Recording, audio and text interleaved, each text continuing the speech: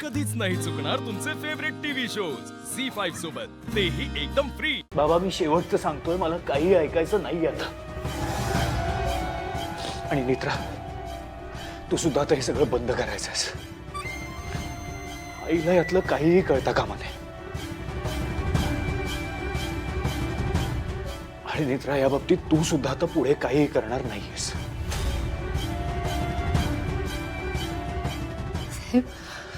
साहेब, तुम्हाला माहिती आहे ना, जे काही घडलंय, जे घडतंय, यापुढे जे काही घडणार आहे ते सगळं आम्ही नाही ठरवलंय, सगळं देवी आई ठरवते। मग जाऊन सांग तुझ्या देवी आईला, माझ्यासाठी देवी माझी आई आहे आणि आई पुढे कोणाचंही काही ऐकून घेणार नाहीये मी, तुझ्या देवी आईचं सुद्धा नाही।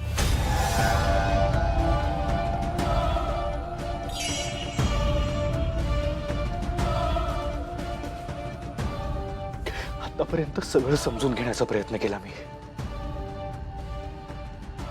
पण आता हे सगळं माझ्या आईच्या बाबतीत घडतंय, त्यामुळे थांबवा हे सगळं, बास झालं हे सगळं।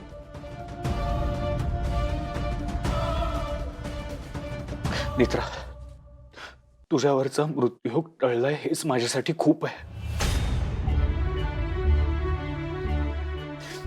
हे सगळं थांबवा, ते पंचपेटिकेचं रहस्य वगैरे सगळं बाजूला ठेवायचं आता।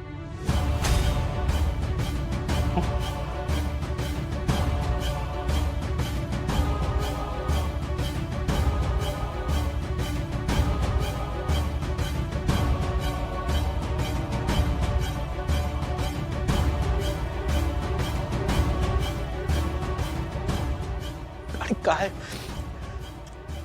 लहानपणापासून काय शिकत आलो, आई म्हणजे देवीचं रूप असते, असते ना? पण माझी आई देवी नाही, माझी आई राक्षस।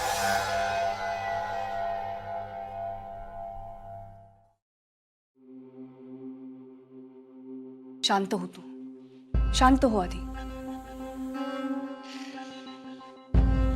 ऐकतोयस का माझं?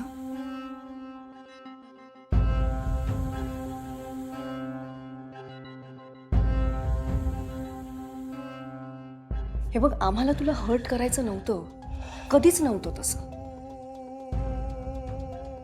कळतंय का मी काय म्हणते ते? हे बघ, आता आपण एक काम करूया की तू म्हणतोयस तसं करूया।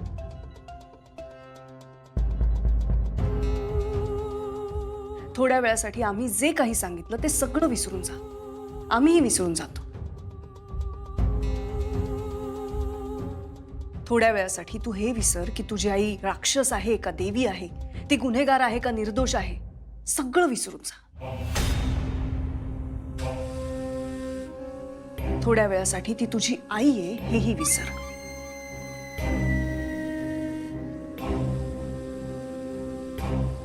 या सगळ्या घटनेकडे एक सामान्य माणूस म्हणून तटस्थपणे बघ।